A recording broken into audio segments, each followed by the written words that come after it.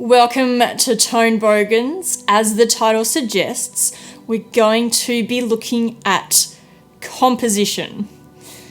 I'm hoping this works, but I'm running my guitar in the background through the amp.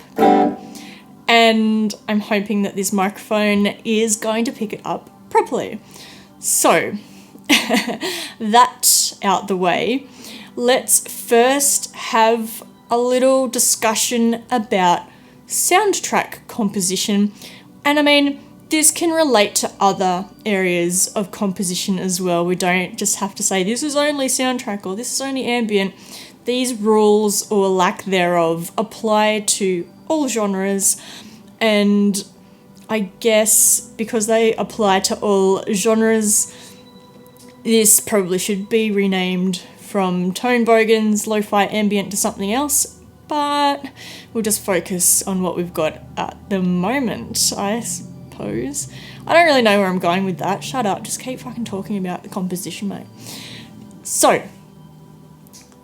I will use as an example my song that is in the Sententia documentary, and that I arranged and actually composed around the bass line.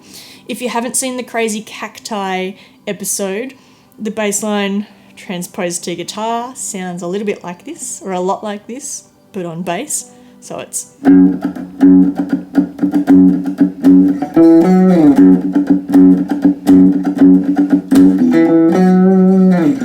which gave me a really solid backbone to work off. It's got a lot of authority. It's really simple and it's got a lot of authority. It kind of makes you listen. It really does make you sit up and listen.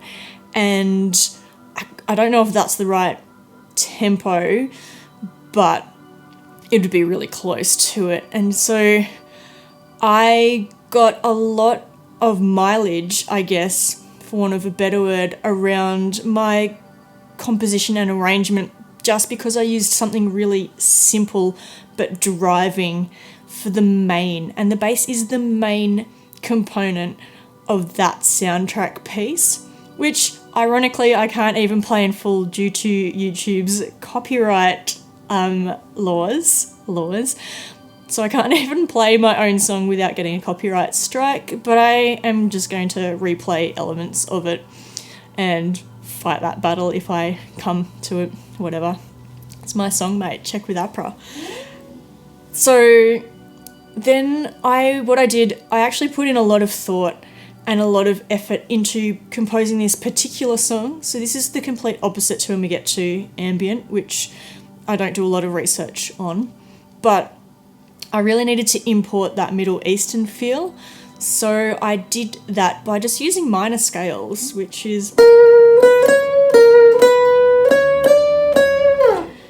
I think I might actually be bending in the original.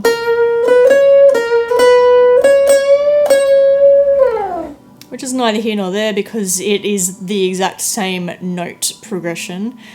And I think I use a lot of note trills, which I panned. I think they shift from either side. So I added a lot of texture to heighten and make it feel quite anxious for that scene and that scenario that I've composed for. But if we bring that back to basics, you can do that for anything. So you can really build on something when you have a direction to go in, whereas ambient, I think, is just a lot of little accidents. Well, it is for me anyway. So to the people who have said this is the kind of stuff that I wish to compose, firstly, thank you. I so appreciate your feedback when you say things like that. It makes me feel really good. I know that's not my heart. I'm just hugging myself. But I couldn't tell you how I really compose for ambient. It's literally just a lot of little mistakes like this. So this is what I stumbled on before. And this was just literally, I need to set up my pedals and come up with some riff ideas. But listen to this is cool.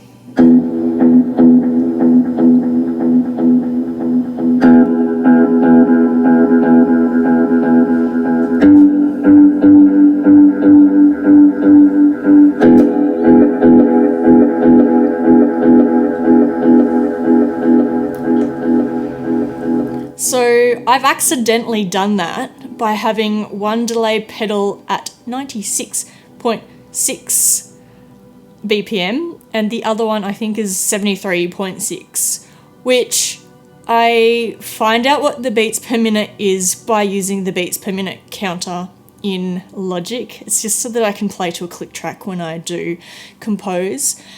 I know that a lot of people do actually have a lot more skill than me, and it's completely freeform, and I applaud you for that. I really struggle to extricate myself from the click track. And I know that most people hate click tracks, but I am pretty much addicted to click tracks. I even have gone as far as to set up a drum machine in Logic as my click track. So I've got a custom drum machine that will help me play grooves as well. Instead of just the quarter note clicks, I've got a groove click track. But if I was going to do freeform stuff, I would probably engage this one and be more like this. Oh, I'll just turn that back on, shall I?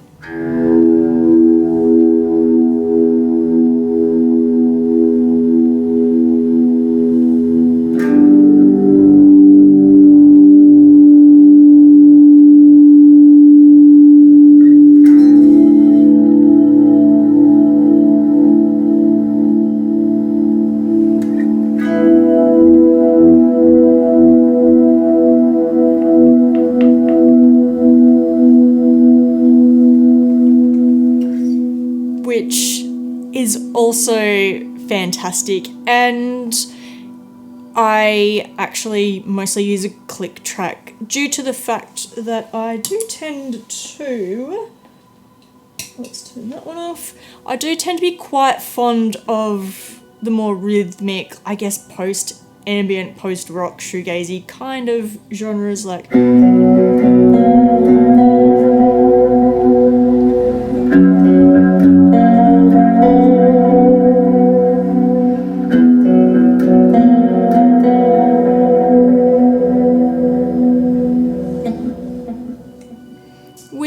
I guess if I didn't have the click track, they'd be horribly out of time and they wouldn't be as satisfying to listen to. So I know that this is probably not a revelation to most people, but it's all just literally trial and error.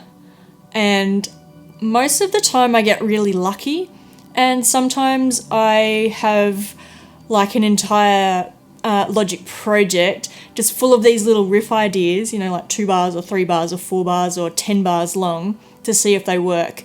And then they usually don't work and I'll redo them in another song, or I try and recycle a lot of stuff as well, which if you've listened to the majority of my stuff, it's all me just playing the same 2 or 3 chords. It's literally like...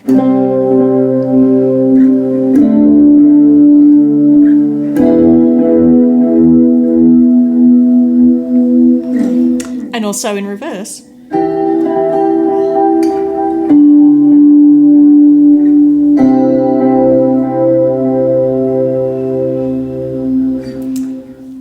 And then I honestly just tinker with that. So I did write one, I can't remember which one, but one I just sort of went, what's the notes in E minor? I'm only using those, and I think it turned out pretty good actually.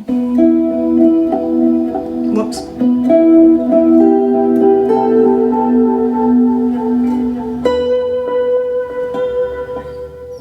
So that's not the same, but you know, I just started with that, the top of the E minor, and went up. And I honestly, that's how I compose. And if you struggle with composing like that, my takeaway tip is hum it. If you can hum it like, and I'm actually really bad at humming, but if you can hum that line, you can probably play it.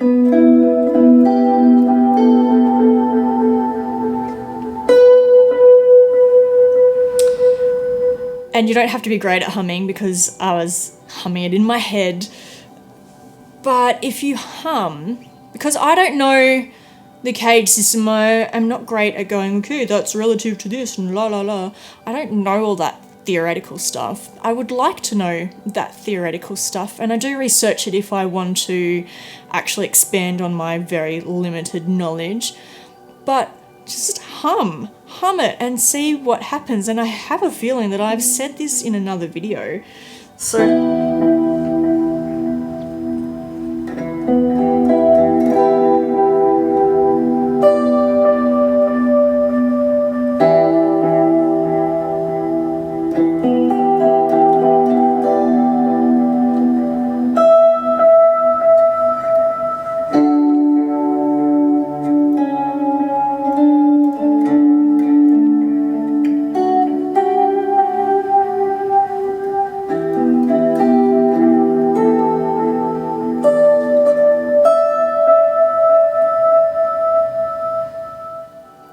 even though I just made a mistake in that, I can just say, mate, that was my creative decision to make that mistake, and now it's recorded, so obviously I did it on purpose. Now, I would be really interested if you could comment and tell me how you compose, because even though I don't have a lot of time to comment on all of your songs for those who have uploaded their own work, I still creep you. I still have playlists that I listen to when I'm doing other things, and I would love for you to reveal your tips and your tricks for everyone in the comments below so that we can try and make this a community. And it's already a community, but I'd like to make it bigger, and I would like to see people commenting on each other's comments. And if they get locked up in moderation, can you please email me, because I have some parameters that it won't let you have a public post, and that's usually if you've used swear words, so no swear words. I will drop all the F-bombs in the videos, but you can't write them. Thank you very much for watching. I hope this has been somewhat helpful. It's, again, a very long video without covering too much, and I apologise for that. I'm going to practice saying things quicker in a more explanatory way and not get lost in distraction. But sometimes I do find that those little, side views or distractions give me personally the most value out of watching a video. But, it's not for everyone, and I will try and keep the jabbering on to a minimum in future. I will catch you next episode. Don't forget, if you like and subscribe, I will give something away at 500 subscribers, which actually I think I'm about 350 away from there. So get your mum to subscribe as well. Hi, Mum.